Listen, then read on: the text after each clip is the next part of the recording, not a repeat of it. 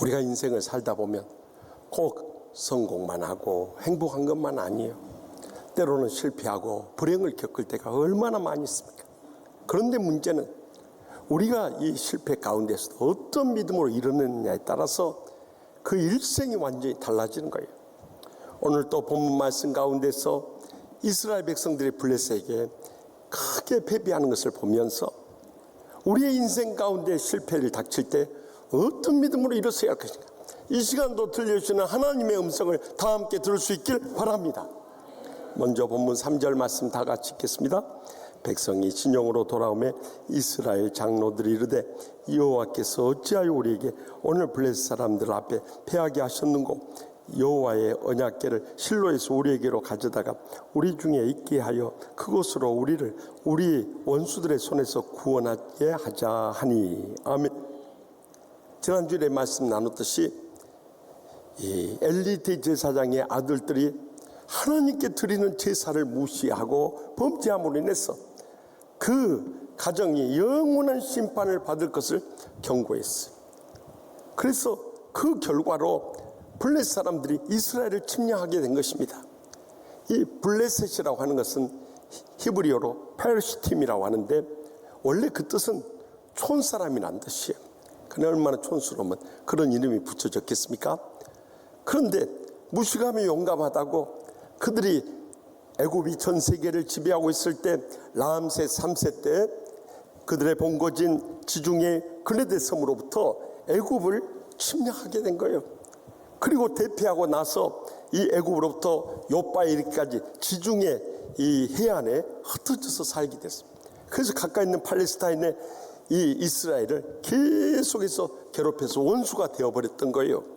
그런데 그 블레셋이 이스라엘을 침략해서 고대 전쟁의 형태대로 쭉 줄을 지어 서서요 이제 쳐들어오는 겁니다.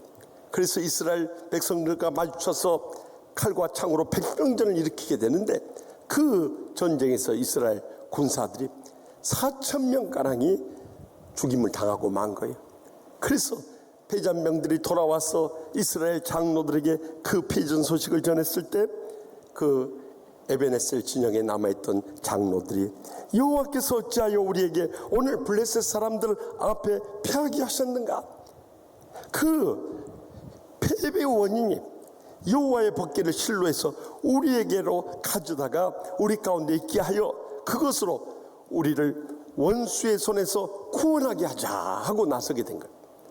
그들은 과거의 이 패배의 원인을 그들이 엘리 대제사장의 아들들을 비롯해서 이스라엘 백성들이 범죄한 데서 찾지 않고 여호와의 법궤가 그들과 함께하지 않아서 졌다고 잘못된 판단을 하게 된 거예요. 여기서부터 더 이상 헤어나올 길이 없었던 거예요. 우리가 신앙생활할 때 우리 개인이나 가정이나 직장이나 심지어 하나님의 교회나 나라나 민족도 마찬가지예요.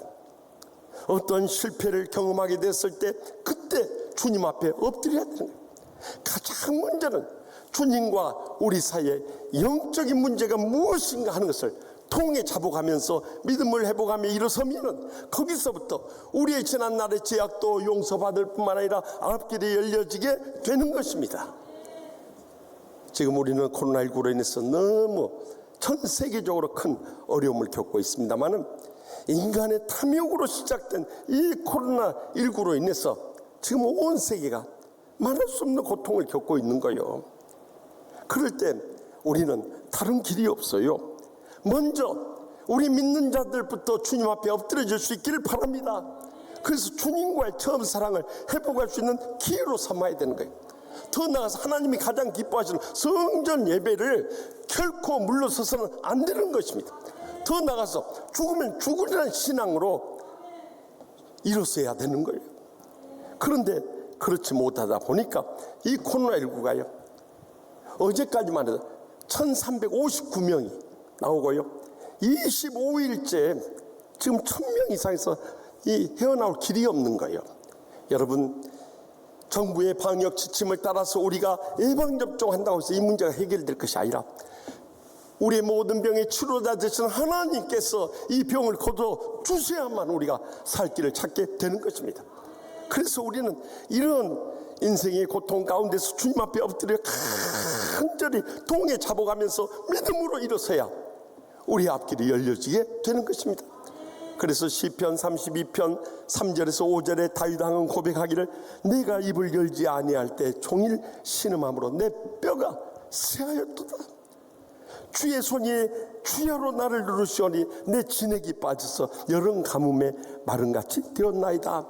내가 이르기를 내 허물을 여호와께 자복하리라 하고 주께 내 죄를 아뢰고 내 죄악을 숨기지 아니하였더니 곧 주께서 내 죄악을 사하셨나이다 하고 고백하지 않습니까? 여러분, 이번 폭염을 겪어보니까 얼마나 힘듭니까? 우리의 뼈의 진액이 빠져나가는 것 같지만 우리의 영혼의 진액이 빠져나게 하는 이 죄악을 주님 앞에 통에 자복하게 될 때 우리의 죄악도 용서함을 받고 우리의 앞길도 열려지게 되는 것입니다. 지금 성공하고 지금 행복하다고 해서 지금 방심하게 되면 그 영적 교만이 여전히 우리를 무너뜨려 버린다는 거예요. 그래서 항상 주님 앞에 주여 내가 나 된 것은 하나님의 은혜로 된 것이니 내게 주신 그의 은혜가 헛되지 않아. 내가 많은 모든 사도보다 더 많이 수고하였으나 내가 한 것이 아니오 오직 나와 함께 하신 하나님의 은혜로 하고 바울 사도가 있었듯이요. 우리는 항상 겸손하고 온유하게 주님 앞에 매달리지 않을 수 없는 거예요.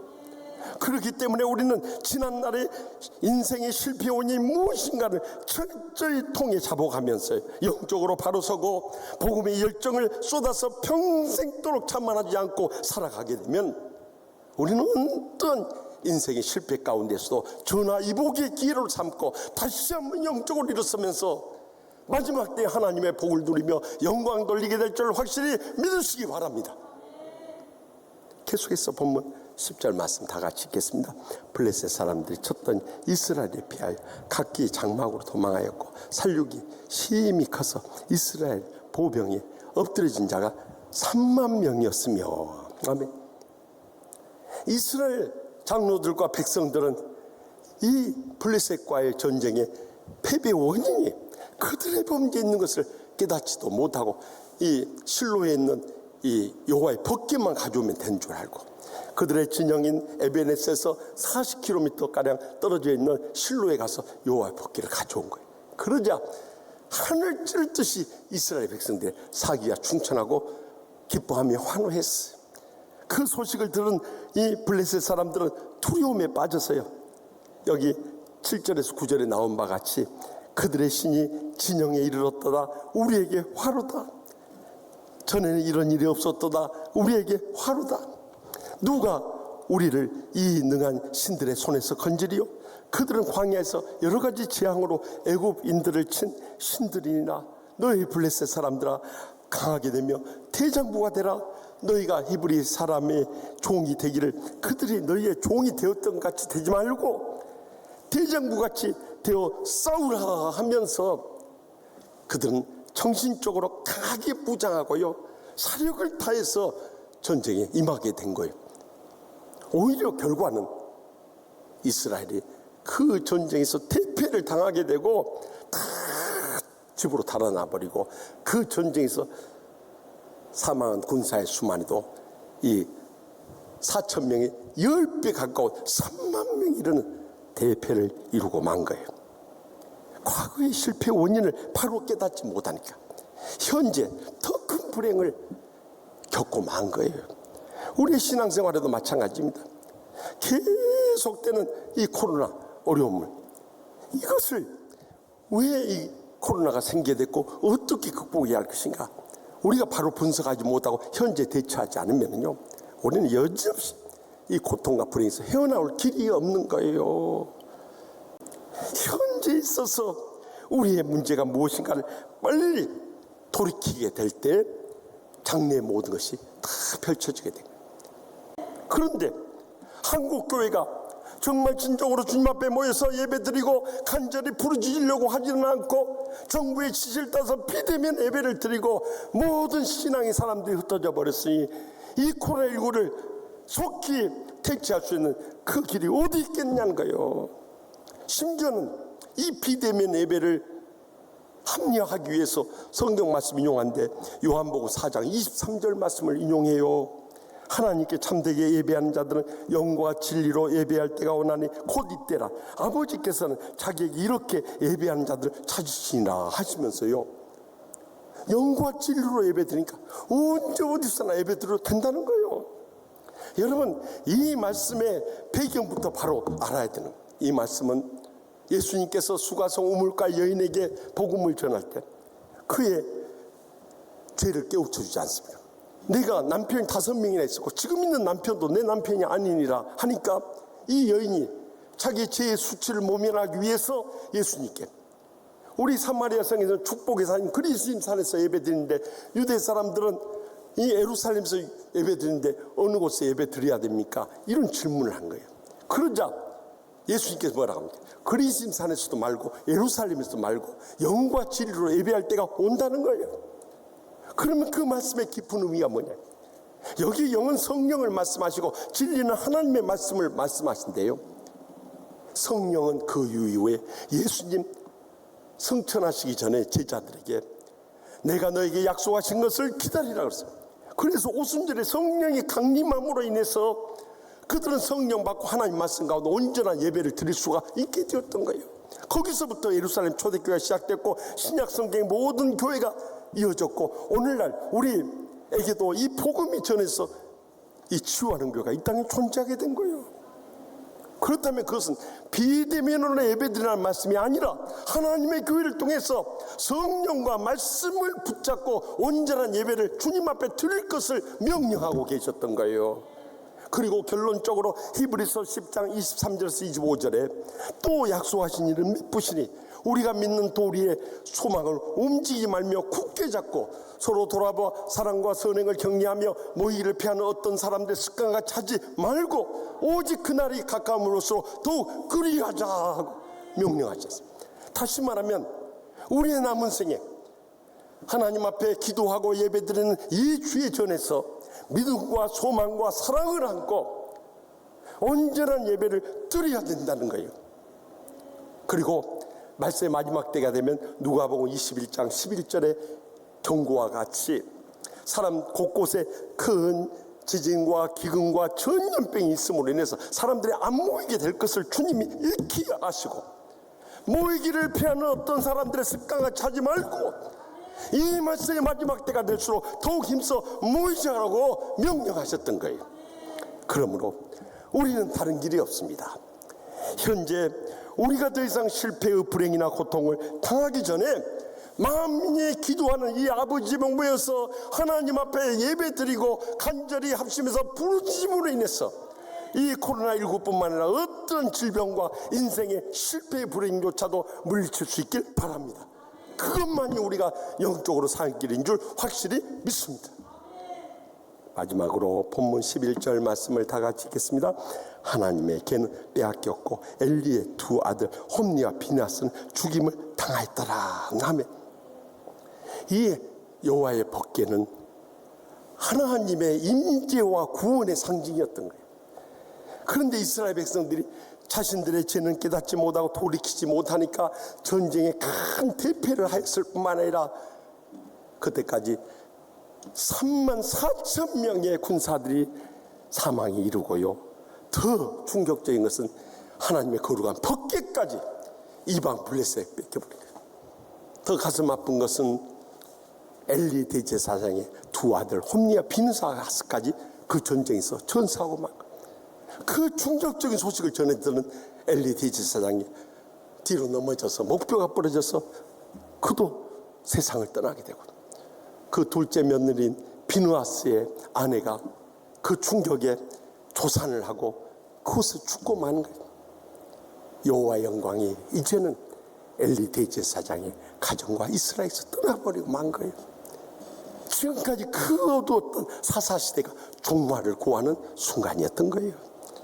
그들이 과거의 실패 원인을 바로 깨닫고요, 현재의 더 큰 불행전에 돌이키고요, 그랬다면 결국에는 미래의 이 엄청난 비극의 불행조차도 막을 수가 있었는데 그는 과거, 현재, 미래까지 전부 다 실패해버리고 만 거예요.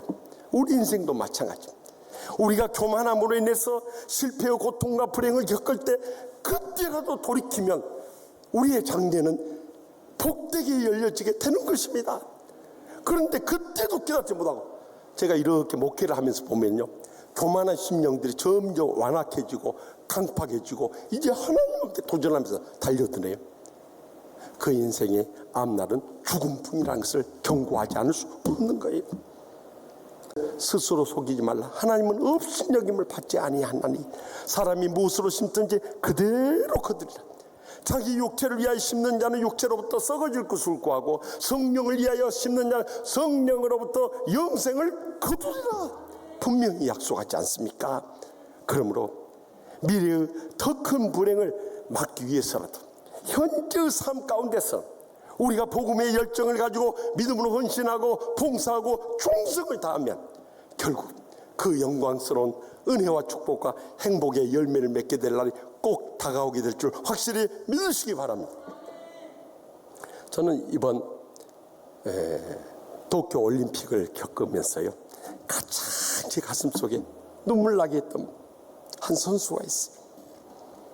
지난 월요일에 목양실에서, 요즘에는 집보다 교회가 시원해요. 여러분들 집 도우면 교회로 오세요.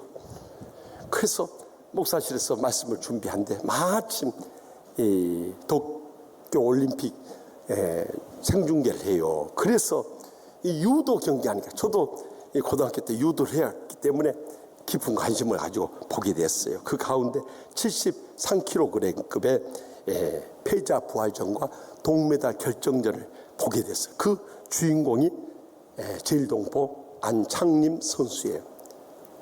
그는 할아버지 때 징용으로 끌려갔어. 돌아오지 못하고 일본 땅에 정착하게 됐어요. 해외 생활을 해보신 분들은 알지만 저도 미국에 유학생활 하면서도요, 정말 보이지 않는 인종차별이 얼마나 상처를 주는지 몰랐어요. 백인들이 하는 거 좀 이해돼요. 히스패닉이 할 때는 더 상처받는 거. 흑인들까지도 막 우리를 비아냥거리고 조롱할 때는요, 정말 참기 어려운 순간들이 많았어요.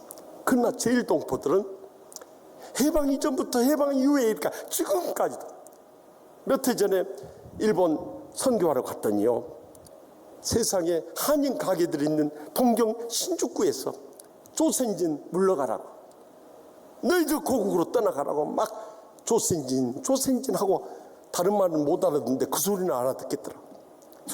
정말 가슴 아프고 눈물 나는 소리예요. 사실 해외에서 살아가는 모든 이민자들은 이런 서름과 핍박의 상처 속에서도 무에서 유를 잃은 진정한 애국자들입니다. 정말 그들을 불쌍히 여기고 매일 새벽마다 우리가 기도하지 않을 수 없는 거예요. 그런데 그가 2013년 쭈쿠바 대학 2학년 때 이 일본의 유도의 성진, 이번 도쿄 올림픽이 열린 그 무도관에서 전 일본 유도 학생 선수권 내에서 우승을 하게 된 거예요. 그러자 쭈쿠바 대학의 총장과 유도팀 감독이 그에게 기여할 것을 강력하게 권면하더랍니다. 그때 이 안창림 선수가 뭐라고 했냐면, 우리 할아버지 할머니가 목숨을 걸고 이 대한민국 국적을 지켜왔는데 제가 어떻게 그 국적을 포기할 수 있습니까? 저는 단 한 번도 대한민국 국민에 대한 것에 대해서 수치스럽게 생각한 적이 없습니다. 저는 대한민국 국민 된 것이 너무너무 자랑스럽습니다. 오히려 그것을 거절해버렸습니다. 그랬더니 보이지 않는 차별이 임하기 시작하는데 그 상처의 아픔은 겪어보지 않은 사람 모를 거예요. 결국 그는 일본에서 더 이상 내 꿈을 펼칠 수 없다는 한계를 느끼고 고국으로 꿈에 그리던 이 국가대표팀 선발전에 뛰어들게 된 거예요. 그런데 고국에 오면은 같은 똥벌하고 환영해 줄 줄 알았는데 일본에서는 한국 사람이라고 차별당하고 한국에 오니까 일본 사람이라고 외면을 하는데요, 자기는 일본과 한국 사이 현해탄 바다의 경계에서 살고 있던 사람이에요. 얼마나 외롭고 힘들었지만 그래도 내가 꼭 올림픽에서 메달을 따가지고 우리 제일동포들을 위로하고 또한 다음 세대인 청소년들에게 희망을 심어줘, 이것만이 목표였던 거예요. 그런데 그가 출전했던 지난 2016년 리우 올림픽에서 예선에서 탈락되는 고배를 맛보아 했어요. 그래서 그로부터 1년, 2년, 3년, 4년, 금년은 한 해 늦게 했기 때문에 5년째를 기다려온 거예요. 오직 그 목표를 위해서 기도하면서 인내하면서 강훈련을 쌓아온 거예요. 그래가지고 이번 32강전의 첫 경기에서 지난번 리우 올림픽 금메달 리스트를 한 판으로 이기고요, 8강전, 4강전, 그리고 패자 부활전, 동메달 결정전까지요, 연장전을 계속해서 하다 보니까 정말 체력이 다 고갈돼 버려요. 그런데도 그가 동메달 결정전에서는 세계 랭킹 2위 아제르바이잔 선수를 절반승으로 이겨내고 동메달 차지했습니다. 그가 인터뷰에서 뭐라고 한지 아십니까? 정말 지치고 힘들어서 포기하고 싶었던 그런 충동마저도 있었습니다. 그런데 눈앞에 내가 그토록 믿고 의지하고 사랑하는 우리 주님과 나의 두고 제일 동포들과 지혜의 다음 세대 청소년들을 생각하면서 저는 사력을 다하지 않을 수 없었습니다. 그 결과가 바로 이 자랑스러운 동메달입니다. 하나님 앞에 감사하며 영광 돌린다고 눈시를 붉혔어요. 저는 그 모습을 보면서요, 그렇다, 우리가 과거에 실패 원인을 바로 깨닫고 현재 큰 불행전에 돌이키고 미래 더 큰 불행을 막을 수 있다면 우리는 인생의 어떤 실패도 능히 이겨낼 뿐만 아니라 영광스러운 승리의 축복을 누리면서 하나님 아버지께 영광을 많은 사람들이 이루와 힘을 실어주는 복된 순간을 꼭 맞이하게 될 줄 확실히 믿습니다.